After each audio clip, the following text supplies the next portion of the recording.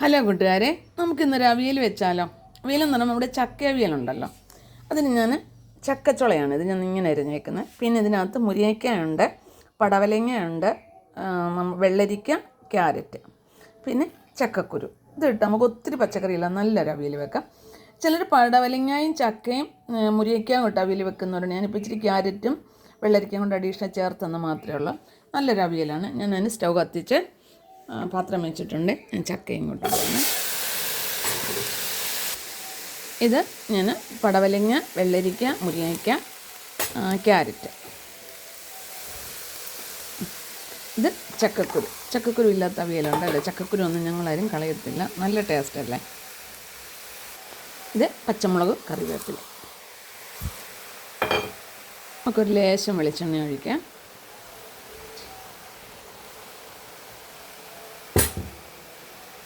പിന്നെ മഞ്ഞൾപ്പൊടി, ലേശം മുളക് പൊടിയൂടെ, പിന്നെ വേവാൻ ആവശ്യമായ വെള്ളം ഒഴിക്കുവാണ്. ചക്ക ആയതുകൊണ്ടാണ്. നമ്മൾ പച്ചക്കറി മാത്രമാണെങ്കിൽ വെള്ളം ഒഴിക്കത്തില്ല, വെളിച്ചെണ്ണയ്ക്കകത്തിട്ട് വേവിക്കത്തേ ഉള്ളൂ. ആവശ്യമായ ഉപ്പ്. നമുക്ക് അടച്ചു വെക്കാം. നമ്മുടെ അവിയൽ ഒരുവിധമാണെന്ന് തോന്നുന്നേ. ഇതേ മാങ്ങയാണേ, ഞാൻ അവിയലിൽ മാങ്ങ ഇടുന്നത്. ചക്ക അവിയലിനൊക്കെ മാങ്ങ ഇടുന്നത് നല്ലതാണ്.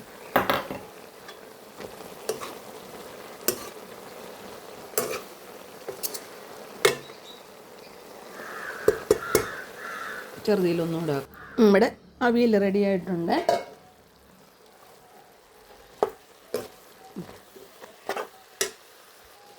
ഇത് തേങ്ങയും കൊച്ചുള്ളി ഉണ്ടല്ലോ, നമ്മുടെ ചുമന്നുള്ളി കൊണ്ട് അരച്ചതാണ്.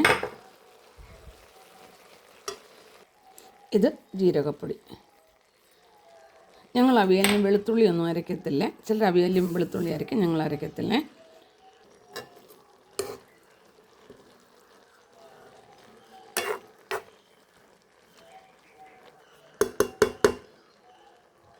നമ്മുടെ അടച്ചു വെക്കാം. നമ്മുടെ ചക്കയവിയൽ റെഡിയായി. ഇളക്കാം.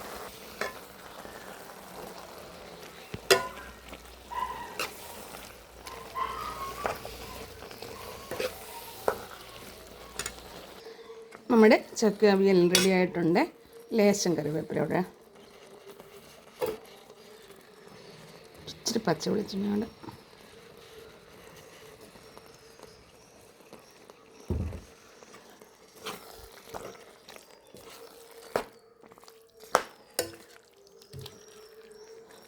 നമ്മൾ ചക്കയും മുരിങ്ങയ്ക്കായും പടവലങ്ങയും മാത്രം ഇട്ട് വെക്കുന്നതുകൊണ്ട് ഞാൻ പിന്നെ ഇപ്പോൾ ഇത് ഇത്രയും കൂടെ കിട്ടുന്നേ ഉള്ളൂ. അല്ല, മിക്സി നമ്മൾ വേക്കത്തില്ല, പച്ചക്കറിയുടെ കൂടെ ഇടത്തില്ലേ.